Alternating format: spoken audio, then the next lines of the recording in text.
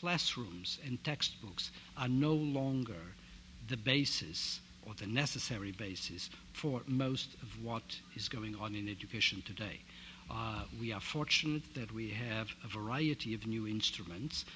We think of computers, we think of the web, we think of developments such as Wikipedia, we think of video games, and all of those give a complete new opening into the world of education, give incredibly strong instruments, but they need to be put to the right service and they need to be used effectively. And I think opera is completely different. Opera is something, it goes about the singing, and as you may know, there are two art forms, singing and dancing, where we need nothing else as our body.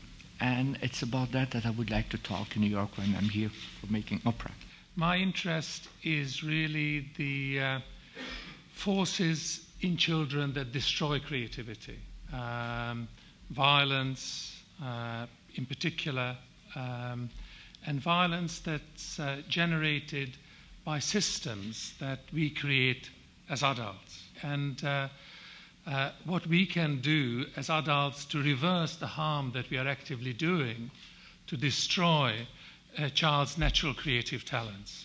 My focus is really looking at how digital media and digital entertainment can be used in education and on all sorts of different levels, but especially in the area of emotional intelligence. Since last year, actually, we've been applying our digital entertainment expertise and been working with Jane Goodall and with Majid in developing projects, leveraging the expertise that we have in digital entertainment with their domain expertise to develop projects that hopefully can become products.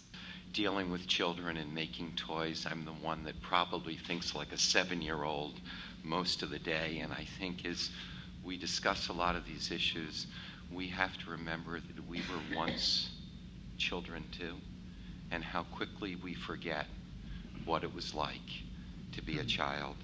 As an educator, what I ask students is to tell me who they want to be as opposed to what they want to be.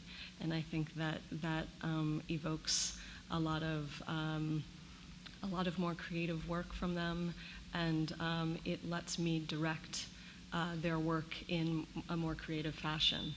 In teaching architecture and seeing what students of architecture do after they graduate, it's remarkable how few become architects. But many go on to be involved in different fields where their knowledge and appreciation of architecture contributes to society in a variety of ways. There's a very interesting study that we made with the OECD. It's a 1.5-year study showing how the income from culture, how much percentage, for example, New York or London generates in terms of revenues related to culture. The UK has 6% of the revenue built on culture. New York is 3%. 42% of the employment of Paris is related to culture. So this is very, very interesting. So when cities, countries, and government understand the link of the well-being of what you construct and the impact of having people that are happy and that will contribute then better into their work, I think that that is an element that's very important. Given that this is a session on, in part, education, ADHD is probably one of the most commonly diagnosed, so-called diagnosed disorders, which has a significant impact on educational outcomes. And the usual symptoms of intention, hyperactivity, etc., are usually treated by stimulant medication. It's generally seen as a disorder. However, there is now increasing findings and research to suggest that it, in fact, when coupled with high IQ, is also associated with high levels of creativity.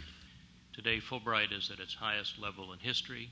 That's good for academic mobility. Its objective is to have people study in a culture beyond their own and return home so that there's brain gain rather than brain drain.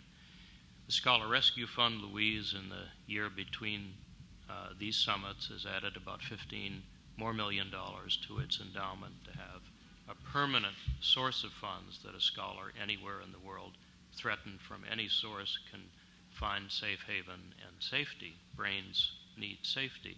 People who have multiple risk factors for vascular problems are more likely to get demented. For example, those who have obesity, sedentary lifestyle, diabetes, smoking, are up to 16 times more likely to get Alzheimer's versus those who don't. And we need to educate people to be careful about their vascular risk factors, and I think that we need to start with children. You know, we're talking about the brain of children. This is the machinery we want to improve by teaching them about art, teaching them about music, teaching them about technology, and so forth. But if the brain itself is not getting oxygen because children have developed obesity and have obstructive sleep apnea, then we have to first start with fixing the problem. There's an enormous explosion in the possibilities for informal learning, not just for children, but also for adults. In 1970, if you turn on the radio and you hear that something terrible has happened in Albania, and you think, Albania, I kind of know where that is, but I really don't know much about the history or who are these people. And you might think, well, I should go to the library and look that up. But, well, I mean, who really had time to go to the library and look things up? Now you probably get home and you hop on the internet and you Google for Albania and you find a Wikipedia article or some other news articles.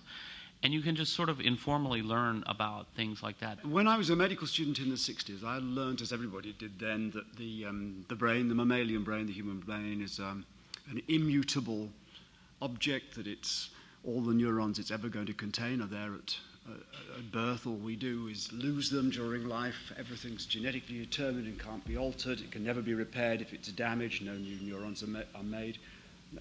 All of those ideas, which were fundamental tenets of neuroscience, have been overthrown in the last 40 years, and we now see the plasticity of the nervous system, the capacity to change and modify in functionally valuable ways as a result of information flowing through the brain is an essential principle of how the brain works. I have the joy and good news to report. The level of activity amongst teachers to share collective wisdom that everyone can benefit from all over the world, that our approach to our organization and to what we do is just as one would approach a fabulous classroom. There is a guide, there are people who go off and do wonderful things, and I think the biggest issue that we're facing and dealing with is levels of engagement, dignity of teachers, the notion that the people that they are working with are capable, and that teacher is worth something. And my passions about education are two areas. One is how we can make math and science education less toxic. Kids at young ages, first and second grade, tend to love math and science, and by the time they get out of grammar school, they tend to hate it. And any girl with any interest in math, of course, has that beaten out of her too, but that's a different issue. The issue with math and science in general is that the teachers don't know it and don't like it, and that they take the most boring possible approach. Something to focus on is how can education enhance more of our people's ability to express their empathic and understanding abilities. And it seems pretty obvious to me when I look around the United States that the understanding of other cultures is just abysmal, non-existent. So I've been talking to several people here about educational exchange programs, which seem important to me. It's hard not to feel empathic about people who you know. Present, what I call toxic childhood, is working against that. The nature deficit disorder, the obsession with safety, and so on and so forth, has prevented children being able to learn for themselves, to play in the way that Jane was telling us about chimpanzees. How many children now play out of doors?